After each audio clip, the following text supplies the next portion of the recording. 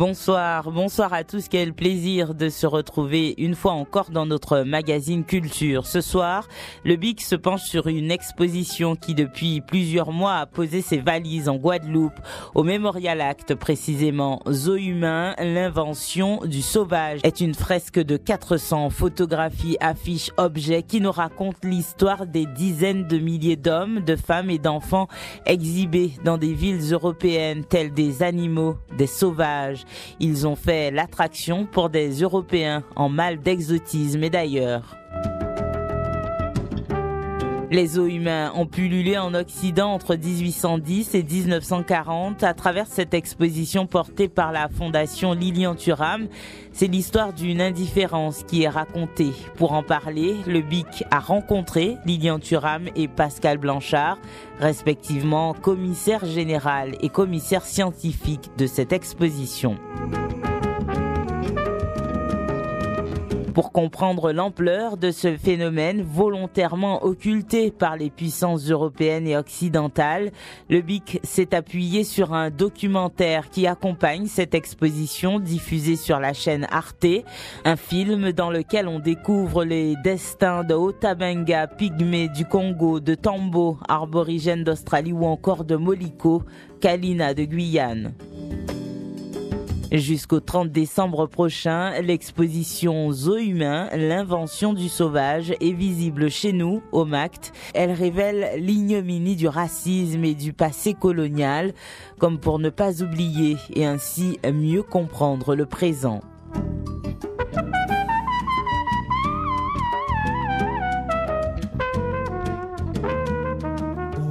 Le BIC à Kilty, Christelle Martial. Après Paris, Jena en Allemagne, Liège en Belgique ou encore Varsovie en Pologne, voici donc l'exposition Zoo humain, l'invention du sauvage en Guadeloupe. Une exposition qui révèle de façon brutale comment des hommes, des femmes et des enfants ont été considérés comme des animaux que l'on a exposés au bon vouloir des Européens, dans des cages mais aussi dans des simulacres de reconstitution et en dépit de toute dignité.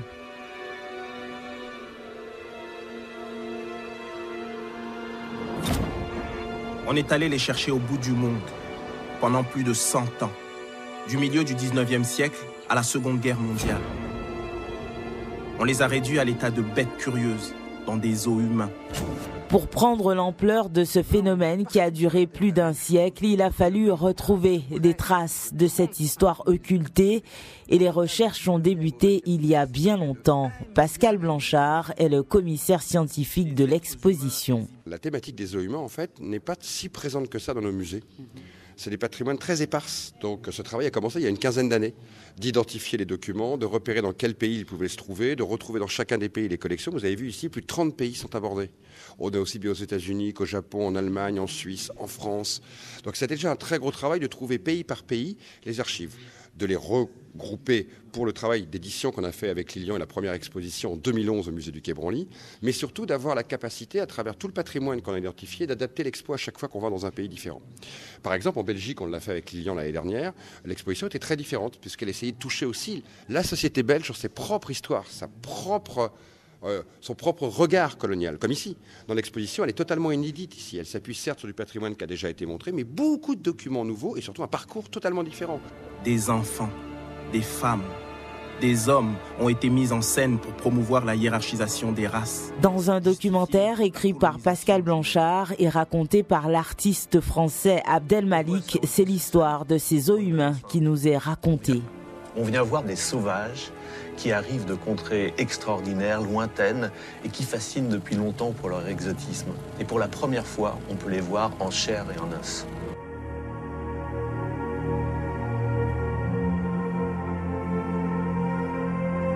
C'est, disons-le, une fascination pour les peuples d'ailleurs et une ignorance totale qui ont permis l'existence des zoos humains en Europe.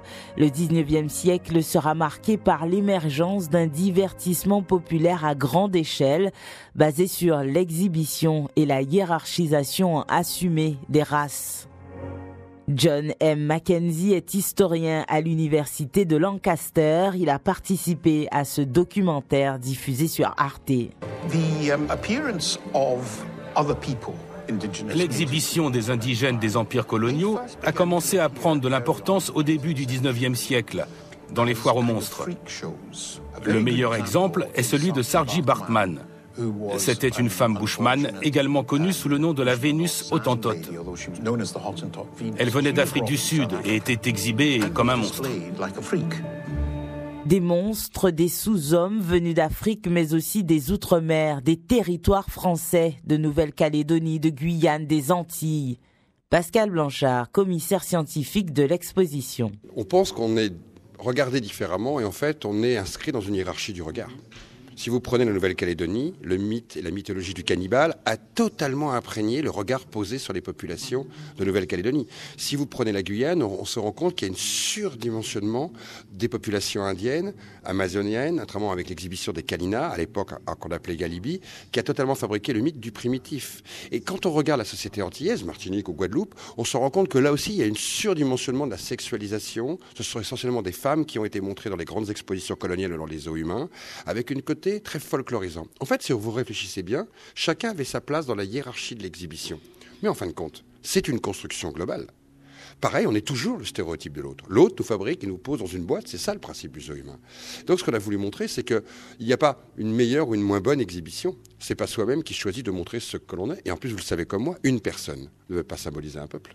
Par définition, un peuple, c'est une diversité. Et là, le zoo humain réduit un collectif à une ou deux entités qui fabriquent du stéréotype, du morphotype, donc presque du fictionnel. Mais ce fictionnel, d'une certaine manière, va dominer le réel et va devenir une image mythique quand vous regardez les couvertures de presse autour de nous. Les Antilles, la Guadeloupe se résument à une femme folklorisée qui devient une sorte d'image d'un paradis terrestre où les femmes s'offriraient aux visiteurs. Cannibales, sauvages, ces populations venues de loin ont été cataloguées et autour d'elles, des fantasmes ont pris naissance. Lilian Thuram, commissaire général de l'exposition. C'est comme au cinéma, c'est-à-dire que nous sommes devant un spectacle, sauf qu'au cinéma, il y a quand même une certaine distance. On peut savoir que c'est faux, ça a été filmé. Alors qu'à l'époque des zoos humains, on ne sait pas la réalité des autres pays, la façon de vivre de ces personnes. Donc on finit par croire que c'est vrai. And now the purple dusk of twilight time steal across the meadows of my heart. High up in the sky, the little stars climb, always reminding me that we were apart.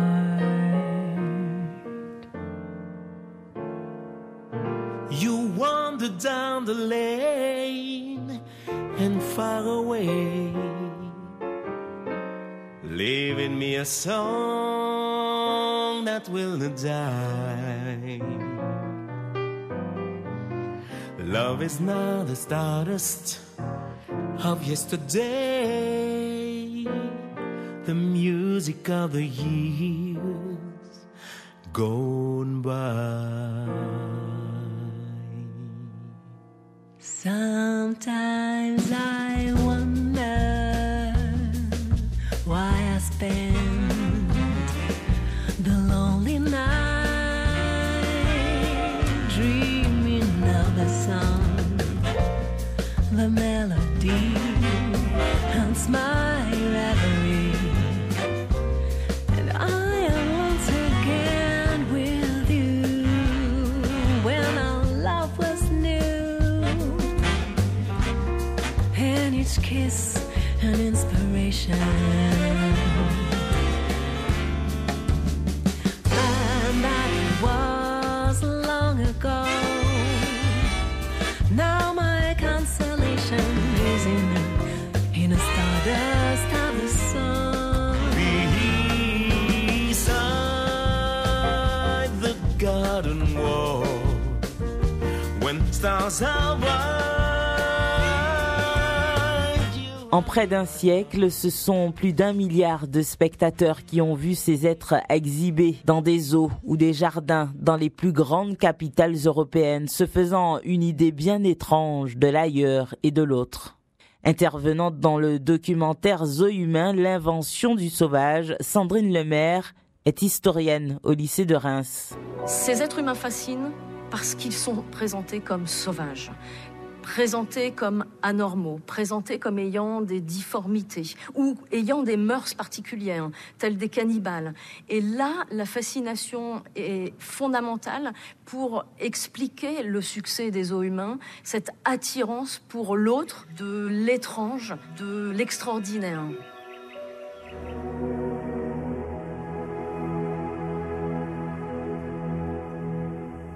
C'est donc sous ce principe que des Antillais ont été montrés au monde, en Europe, mais aussi aux États-Unis. Pascal Blanchard. La Guadeloupe et la Martinique sont quasi présentes dans toutes les grandes expositions universelles depuis 1878, 31, 37, 1907. Elles sont aussi présentes pas simplement sur le sol de l'Europe. Aux États-Unis, vous avez vu des pavillons qui ont été organisés. Pourquoi ?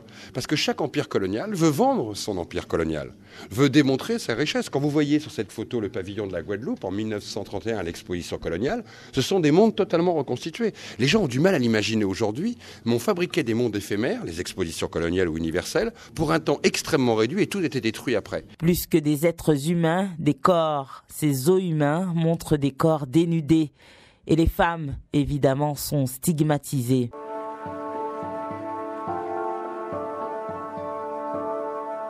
Dans les images vendues à cette époque, le corps de l'indigène est au cœur d'un fantasme érotique. L'imagerie joue sur une mise en scène explicite. Position lascive, corps à moitié nu, mouvements érotisés qui suggèrent une sexualité débridée, moteur de fantasmes qui vont traverser le siècle. John Mackenzie, historien. Ce qui était inquiétant dans la manière de montrer l'autre, c'est que l'autre était volontairement mis en scène pour faire ressortir sa nudité. Les visiteurs n'auraient jamais accepté d'être montrés de la sorte. Par exemple, une poitrine dénudée. On n'aurait jamais vu une femme européenne se promener seins nus. Se pose alors le problème du voyeurisme corporel, qui est inacceptable dans la société soi-disant évoluée, mais qui est tolérable quand on observe les autres.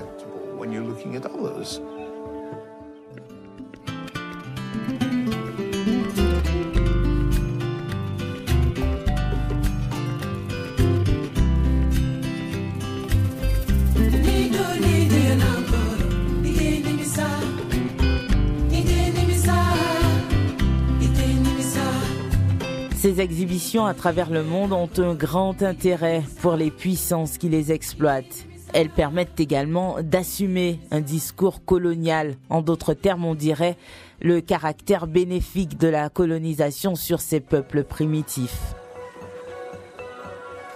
En cette période d'effervescence pour l'ailleurs et l'exotisme, les entrepreneurs de spectacles ne sont pas les seuls à comprendre l'intérêt des exhibitions.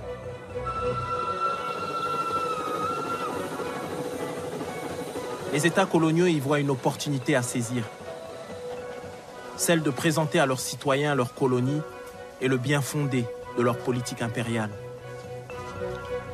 Car en cette fin du 19e siècle, l'Occident connaît un nouvel élan colonisateur qui conduit les grandes nations européennes, mais aussi les États-Unis et le Japon, à se partager les dernières terres encore libres, dans l'impunité la plus totale, et notamment l'Afrique.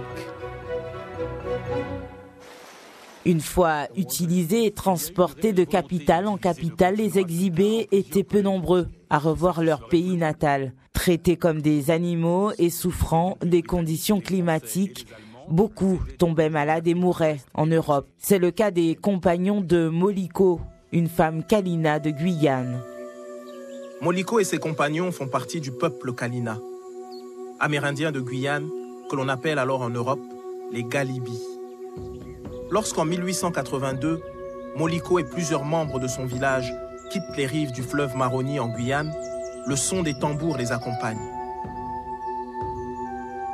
Avec elle, 32 personnes se sont portées volontaires pour faire le voyage vers l'Europe. Félix Tchouka. Les anciens me racontaient qu'au moment du départ, ils avaient fait une grande fête. Ce qu'ils ont retenu, c'est qu'il y avait un mât et que petit à petit, le bateau disparaissait à l'horizon. Jusque-là, on pouvait voir ce qui pouvait arriver. Mais dès que l'horizon était passé, c'était le silence. Les Kalina ne savent pas ce qui les attend. Mais l'explorateur français François Lavaux, envoyé jusqu'à eux par le ministère des colonies, a su les convaincre.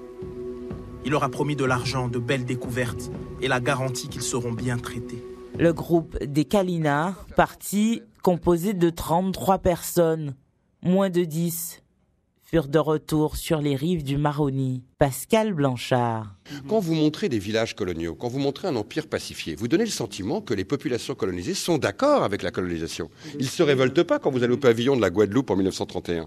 Et donc vous fabriquez une forme de mythologie d'un empire tranquille, heureux presque d'avoir le colonisateur qui arrive, et la mise en scène des populations comme des espaces, comme souvent des animaux, comme souvent de la botanique. Regardez ce pavillon de la Guadeloupe qu'on regarde tous les trois ensemble, avec le plan d'eau, les pirogues, le phare qui est posé derrière. Les gens avaient le sentiment d'avoir voyagé en une journée, et derrière vous, l'affiche qui appelle à venir là, le titre c'est « Le tour du monde en un jour ». On l'a dit, les gens ne pouvaient pas comparer en allant voir ce qu'était la Guadeloupe ou les Guadeloupéens. Ils ne pouvaient pas comparer avec... Il n'y avait pas le web, il n'y avait pas la télévision, il n'y avait pas la manière de regarder notre regard. Donc ce regard est devenu dominant et ce regard s'est imposé aux gens. Le mensonge, la tromperie, la captivité, l'avilissement. Pendant plus d'un siècle, le monde occidental s'est accaparé le destin des peuples pour en faire une attraction. Cette exposition, Zoo humain, l'invention du sauvage, est l'occasion de s'interroger et de restituer l'histoire. Lilian Thuram. Aujourd'hui, peut-être on s'est éloigné des clichés que nous montrons aujourd'hui, mais il y a encore certains clichés. Après, c'est toujours important d'accompagner les visiteurs, d'essayer de leur faire comprendre qu'effectivement, il faut regarder cette exposition, pas en se lamentant, en essayant de comprendre qu'est-ce qui reste de cette construction. Et je pense qu'il reste, encore une fois, une certaine domination. C'est-à-dire que lorsque on parle des zoos humains, on parle avant tout des mécanismes de domination qui ont été mis en place. Et je reste persuadé qu'avec le fait qu'on rencontre quand même les guides aussi, on leur explique notre philosophie, eh ben, c'est à permettre d'accompagner les gens, mais déjà c'est la surprise. Que ce soit en Guadeloupe, que ce soit en Belgique, à Paris, je pense qu'il y a une très très grande surprise de savoir que ça a vraiment existé. Méconnaissance. Ah oui, mais la plupart des gens ne sont pas au courant. Mais en fait, pour moi, ce qui est essentiel, c'est donner à comprendre les mécanismes de domination. Pourquoi cela existe ? Qu'est-ce qu'on peut faire pour dénoncer, pour que ça puisse changer ? Parce que très souvent, les gens sont démunis, parce qu'en fait, ils ne comprennent pas. Et moi, justement, ce que j'aimerais, c'est que des adultes et des jeunes viennent ici, en Guadeloupe, et comprennent qu'effectivement, que le racisme, c'est une construction politique, c'est une construction économique, c'est une construction intellectuelle, c'est lié à une culture. Et donc, très souvent, les gens disent « je sais ». Non, vous ne savez pas.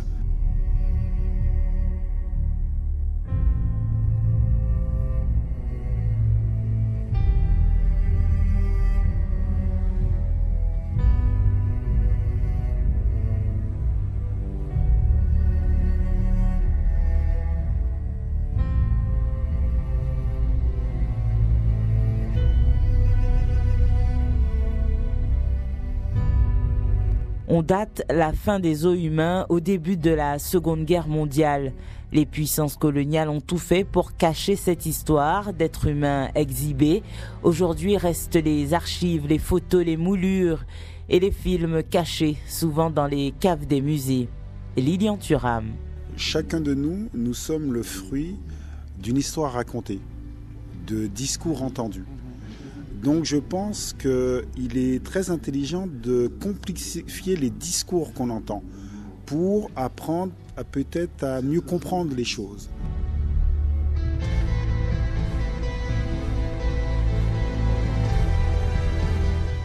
On se rend compte de plus en plus que cette histoire non digérée est vraiment restée dans la mémoire collective.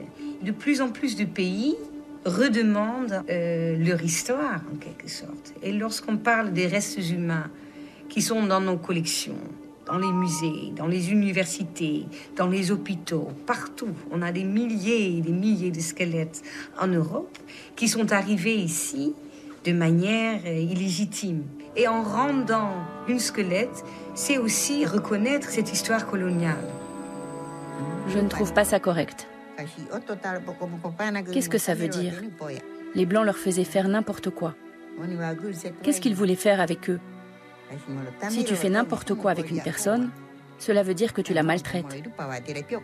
Mais un homme blanc qui emmène une personne doit la traiter correctement. C'est indécent de faire ça.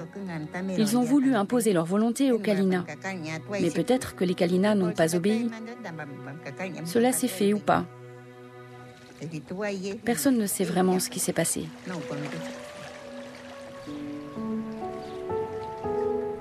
C'est une histoire de la France et une histoire de la Nouvelle-Calédonie. Mais c'est vrai que, moi je suis fière parce que c'est mon père, mais après, comme on l'a traité, ça fait quand même un coup, quoi. C'est pas très réjouissant, quoi. C'était le colonialisme français, quoi. C'était l'époque, c'est honteux, moi, je trouve. Mais il faut dire la vérité, il faut savoir les choses. C'est pas notre faute à nous. Si ça s'est passé, mais il faudrait que ça se reproduise pas, quoi. Aucun manuel n'existe, aucun enseignement n'est donné sur l'histoire amérindienne et aucun historien n'a travaillé, du moins jusqu'à aujourd'hui, sur cet aspect. Pourtant, c'est un élément de notre identité, certes, mais c'est aussi un pan de l'histoire de la France. Cette histoire doit être racontée, tout simplement pour que les erreurs du passé ne se répètent pas à l'avenir.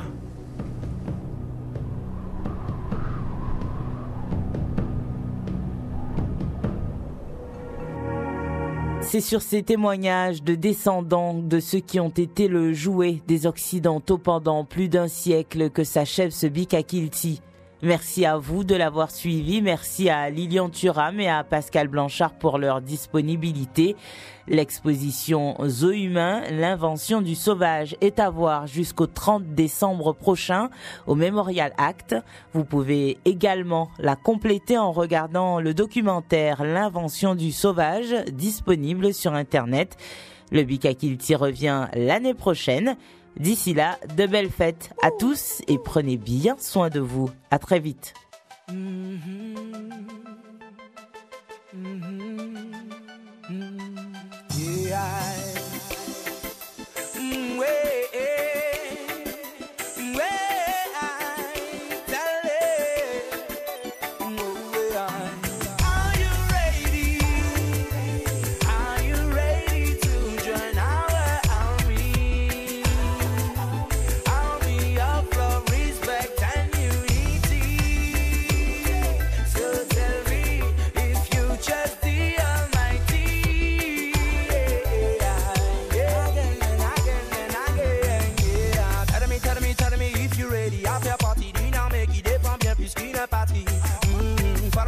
Follow me if you're ready. Tout le monde peut en faire partie, les hommes et les femmes, les grands et les petits. Yeah, on combat sur différents champs de bataille. Le secret de nos succès reste le travail. Bye goodbye, où qu'on aille. If you're really ready to fight, get ready to go. Aïe aïe aïe, mais c'est aïe aïe aïe. On a nos cœurs comme leaders, nos rêves en guise de moteur, comme alliés de faire du surf. Aïe aïe aïe, on fait face à nos peurs, malheureusement pas de tous les spectateurs. Tell me, are you ready?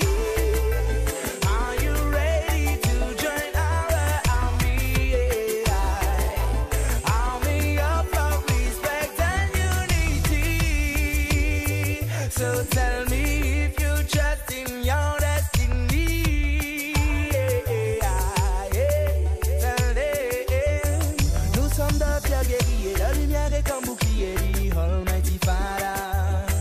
All les good vibes on est liés, du docteur à l'ouvrier sous le même étendard. On traverse et surmonte les périodes noires, coude à coude soudés par l'espoir. Yeah. Avec ferveur on écrit notre histoire à chaque victoire. Car nous sommes une armée qui unit, réunit des aisés, des démunis. Une armée sans fusil, sans usine, où seul le très haut puni. Celui qui dit quand c'est fini, notre foi en lui nous définit. Comme on dit chez moi, c'est Biff Kimi, c'est one life. So are you ready?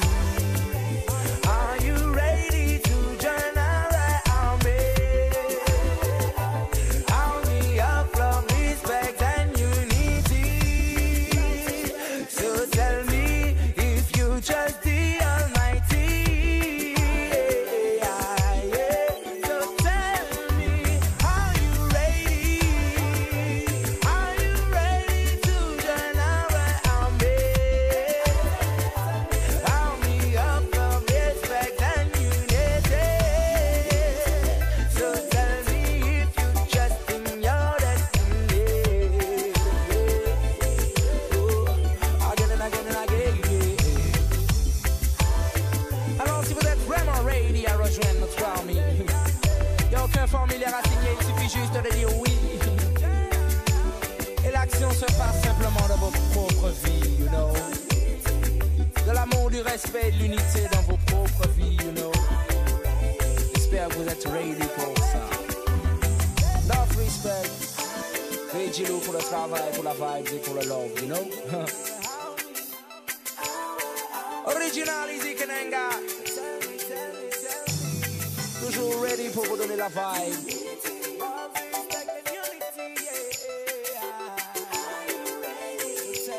Now, respect.